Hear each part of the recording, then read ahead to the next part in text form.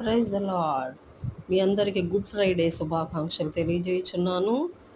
ఈరోజు నేడు నీవు నాతో కూడా పరదేశంలో ఉందవని నిశ్చయముగా నీతో చెప్పుచున్నాను.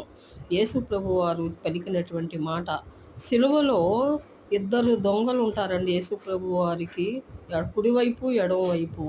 అందులో ఒక దొంగ అంటున్నాడు, దేవుని స్తోత్రం, మమ్మల్ని రక్షించు, నువ్వు రక్షించుకో అని. కానీ ఇంకొక దొంగ అంటున్నాడు, మనం చేస్తున్నటువంటి ఈ పనికి మనకి తగినటువంటి శిక్ష మనం అనుభవిస్తున్నాం. కానీ ఆయన ఏ నేరము చేయలేదు, ఏ పాపము చేయలేదని ఆయన యేసు ప్రభు వారిని బతిమాలుకుంటున్నాడు. ఏమనంటే, ఇది మనకి తగినది న్యాయమే, మనం తగినటువంటి ఫలం పొందుతున్నాం. కానీ ఈయన ఏ తప్పిదము చేయలేదు, దేవుని స్తోత్రం అని. యేసు, నీవు నీ రాజ్యంలోకి వచ్చినప్పుడు నన్ను జ్ఞాపకము చేసుకోనుమని నన్ను జ్ఞాపకము చేసుకోనుమని చెప్పాను. దేవుని స్తోత్రం. జ్ఞాపకము చేసుకోమని అనేను.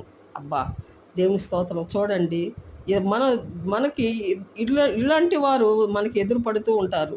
రెండు రకాల వారు మనకి కనపడుతూ ఉంటారు. దేవుని స్తోత్రం. కానీ ఒకరు యేసు ప్రభువుని, దేవుని స్తోత్రం, ప్రేమించేవారు, ఒకరు దూషించేవారు. కానీ ప్రేమించిన వారికి చూడండి, దేవుడు రక్షణ ఇచ్చాడు. యేసు ప్రభు వారు సిలువలో కూడా ఆయన, దేవుని స్తోత్రం, రక్షణ ఇచ్చాడండి. దేవుని స్తోత్రం. దేవుని పని చేశాడు ఆ యేసయ్య. దేవుని స్తుతులు వందనాలు చెల్లిస్తున్నాను. చూడండి, నేడు నేను నీతో కూడా పరదేశంలో ఉందునని నిశ్చయముగా